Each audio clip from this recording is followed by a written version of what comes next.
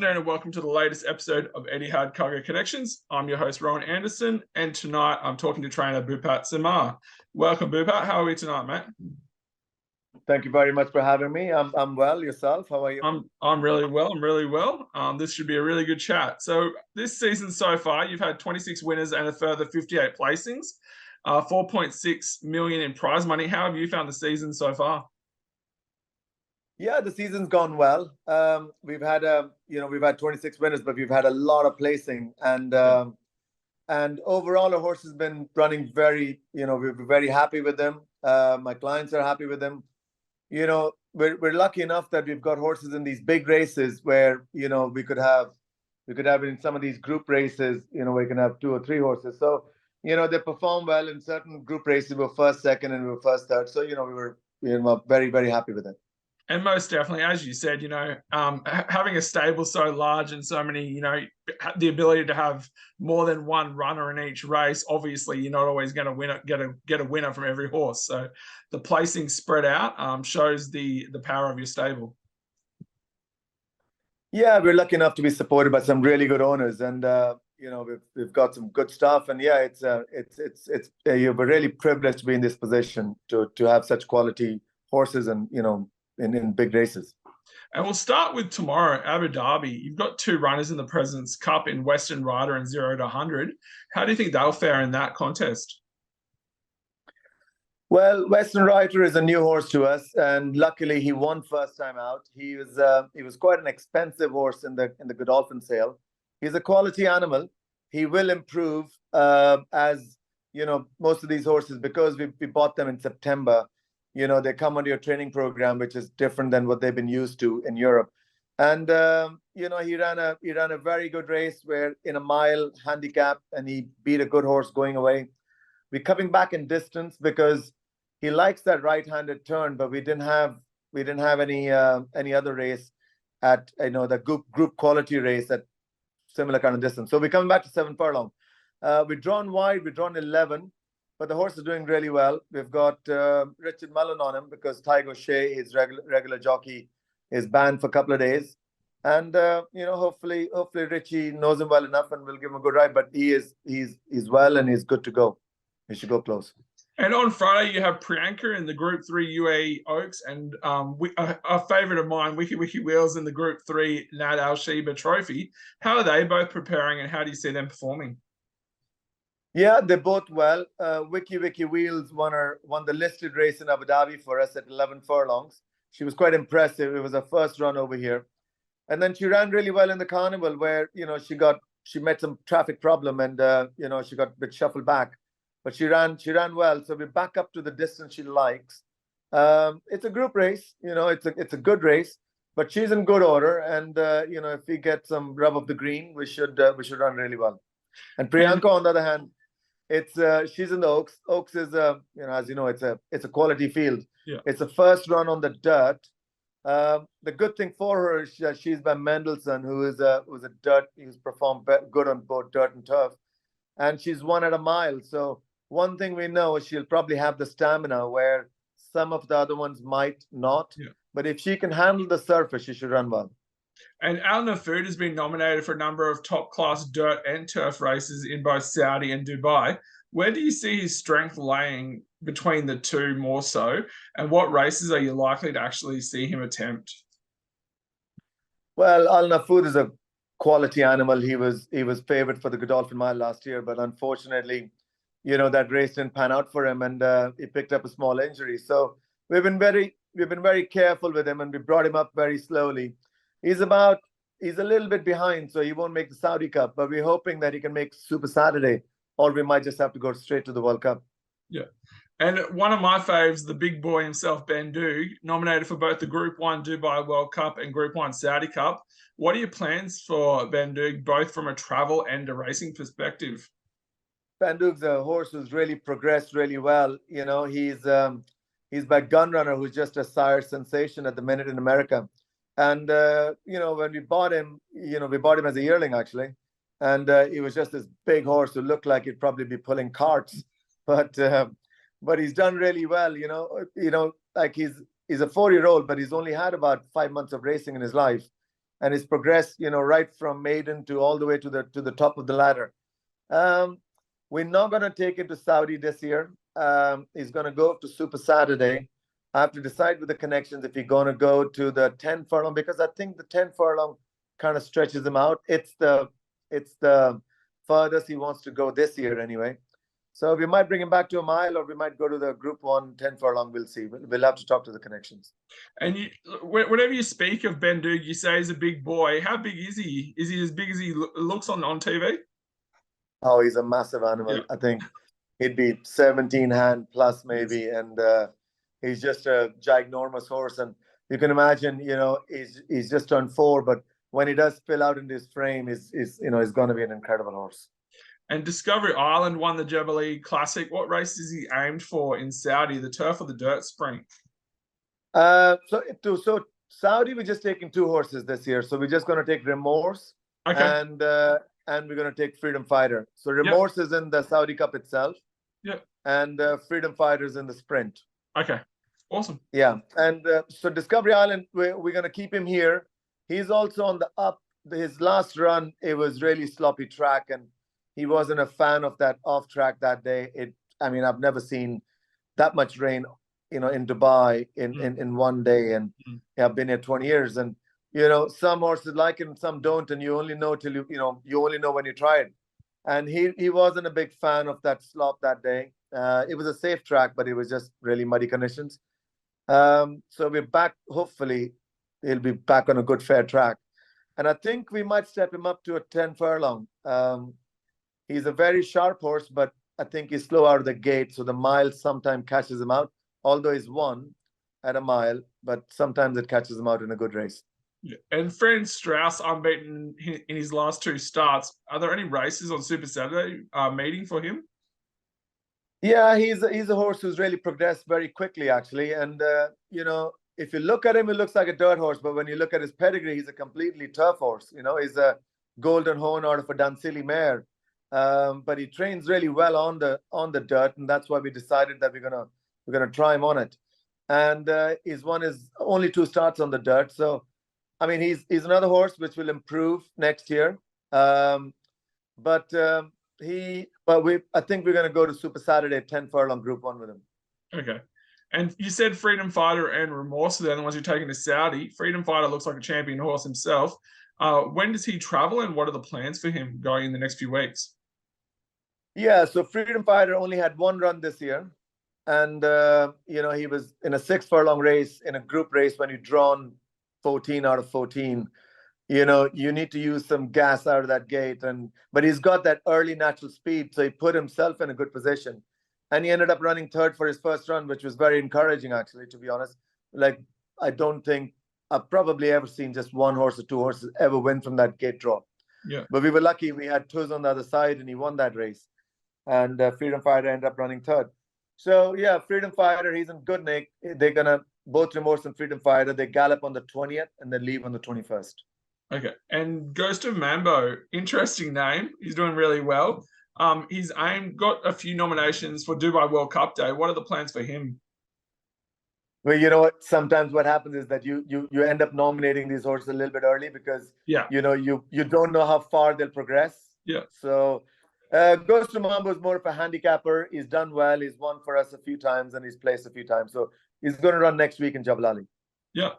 And Poster Paint, racing consistently this season. What are his plans? Poster Paint is, like I said, it's young horse. When they're showing you a bit of a potential, you got to nominate just in case, they turn out to be good horses and you don't want to look silly. So Poster Paint is going to run in a handicap next week. Oh, actually this week. Yeah. And Ray Eag has been runner-up in his last 2 runs. Is he being tilted for any races coming up? Ray Eag is a very consistently good handicapper, and he's improved probably 10 pounds this year. So, you just got to nominate in some of those races because you never know what happens. Yeah. And we can't have a conversation with yourself without speaking of the older man himself, Switzerland. How's he looking? How's he training? And where to next for him? Switzerland is just a legend in himself. Yeah. He's 9 and he's still sparkling. So touch wood, please God, we get a good run to some of these big races. I mean, we try and manage him. We don't give him more than 3 races, any year. He's like when we used to have Ronaldo the Wizard, we used to just give him 3 races. So, and they when they perform their maximum, you just got to mind them. So he won in the World Cup day, and then the Golden Shaheen, and then he won his only start back this year on his first run out, and he was quite impressive actually. We're either going to go to Super Saturday or maybe straight to the World Cup. That Switzerland will have to tell us where he wants to take us. Yeah, and I remember pre his last start, I saw an interview with yourself, and you said he was training in the form of his life, and then to come out and do what he did in his last start, as you said, 9-year-old is legendary, as you said. So really impressive. We've been cheering Secret Ambition on for a while. Came second in the Jebel Ali Mile recently. What are his plans and races we can hope to see him in this season? Yeah, he got a bit unlucky. His Secret Ambition, he was drawn 12 in Jebel Ali, and I mean he was shuffled back and got a lot of kickback on his face, and he came wide around the whole field, and he beat everybody on his own side. He's still a game horse at 10. He's a full stallion, and he still has the want to win, which is great. But then the winner was too far on the other side. Not that we would have beaten him, but he's a grinder, and when they come to him, he just gives you more. So he ran really well in that race, and the obvious choice for him is to go to Super Saturday in the mile race. Yeah. And you mentioned Remorse heading to Saudi. What races can we see him in? Well, Remorse is going for the Saudi Cup itself. Remorse is a horse who just kept on improving last year, and he ended up running in the Dubai World Cup itself. And if you watch the race here, I think it was drawn 11, if I'm not wrong, and it was drawn wide, and he came around the whole field, he covered a lot of ground, and he was still making ground on Country Grammar. Not that we could have beaten him, but we were 4.5 lengths behind a horse who was second in the Saudi Cup and then won the Dubai World Cup. So he deserves his chance in the Saudi Cup. I'm not saying we'll probably win, but we should go close if he stays healthy. Yeah, and you purchased Arabian Tail at the ERA Dubai sale last year, but he's yet to race there. But he's nominated for several races, including the Group Dubai World Cup. What are your plans with him? Well, Arabian Tail is a very good pedigree. He's got a very good dirt pedigree as well. So, when you buy them in the September sale, you just don't know because they're unknown quantity. And it's happened to us that we've had North America bought from, but he wasn't bought in the September sale. He was bought in the April sale, and he was unbeaten till the Godolphin Mile. So we ran him in a maiden, he won that. We ran him in a group race, he won that, and he went to the Godolphin Mile, and he won on Super Saturday. And he was a favorite for the Godolphin Mile, but unfortunately it rained, and then the whole track changed.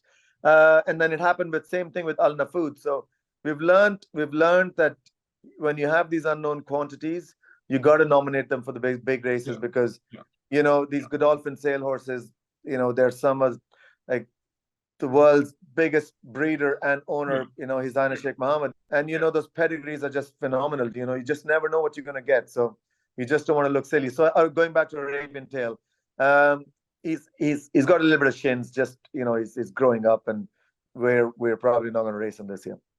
And you have a number of Shamadal horses. Is that by choice or fluke? Or are the owners deciding that you need more of that pedigree, as you discussed? We've had a lot of success with Shamadals. We have a horse called Law of Peace. He's by Shamadal out of Certify, who's a Group 1 winner.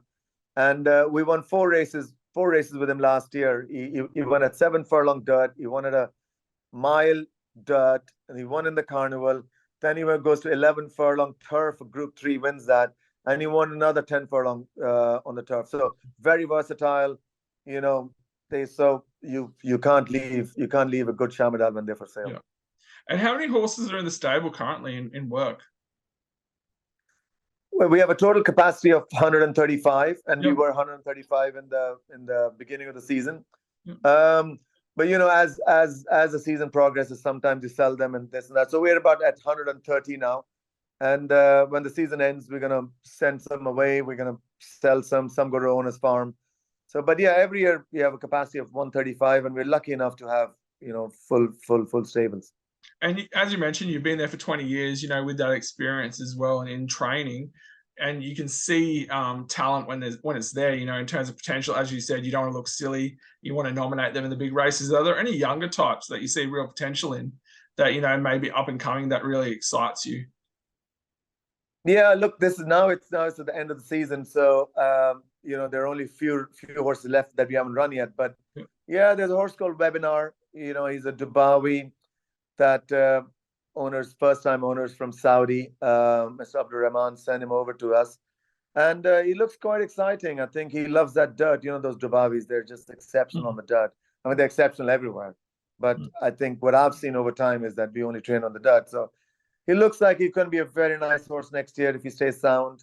And then we have one or two other ones, you know, that we haven't run yet. And a horse called Southern Artist, I think he should be a nice horse. He's a big horse. He's a Munning. He's a 3-year-old. Whatever he does this year, he's just going to really improve next year if he stays sound. And with that experience in at that time training, what are some lessons that you've learned that have really held you in great stead for success? Well, I always think you got to have patience. Sometimes it's hard to convey that to owners because they're paying the bills. But, you know, you have to listen to the horse when they're, you know, when they're telling you to back off them, you got to back off them because they'll always give you more, you know, when they're right. So I always believe a horse needs to be happy in their mind. They need to be enjoying it, and they want to give it to you then. And with the 135, you know, that the stable capacity is at, who are, you know, one or two stars that you can really see exploding and unleashing on the track, whether it be in Saudi or, you know, for the back end of the carnival? You know what, we're lucky enough to we have some very good horses, actually, to be honest. And yeah, you've got Penduk, you've got Discovery Island, you've got Remorse, you've got Freedom Fighter, you've got Switzerland. You know, we're just spoiled for choices, right, to be honest. And yeah, you know, any of them, they can be anything, you know. So the day all the conditions are right, they can probably be in any top league in the world. Yeah. And if there was any race in the Middle East or abroad that you would love to compete and win, what race would it be and why?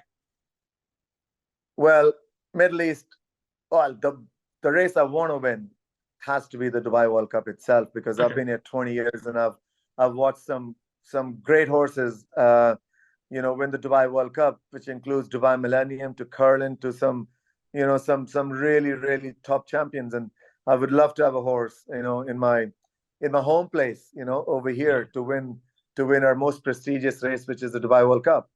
After that, it has to be something like the Kentucky Derby, which, you know, when I was in America when I used to work for Bob Baffert, lucky enough to see him win a few. And yeah, I would like to have a horse that can win that race one day, and then obviously the Saudi Cup. Yeah, awesome. It's been so good today having a chat today. It's been really good. Thank you very much. Thank you so much, and I look forward to speaking again soon. Good. Thank you very much. Bye.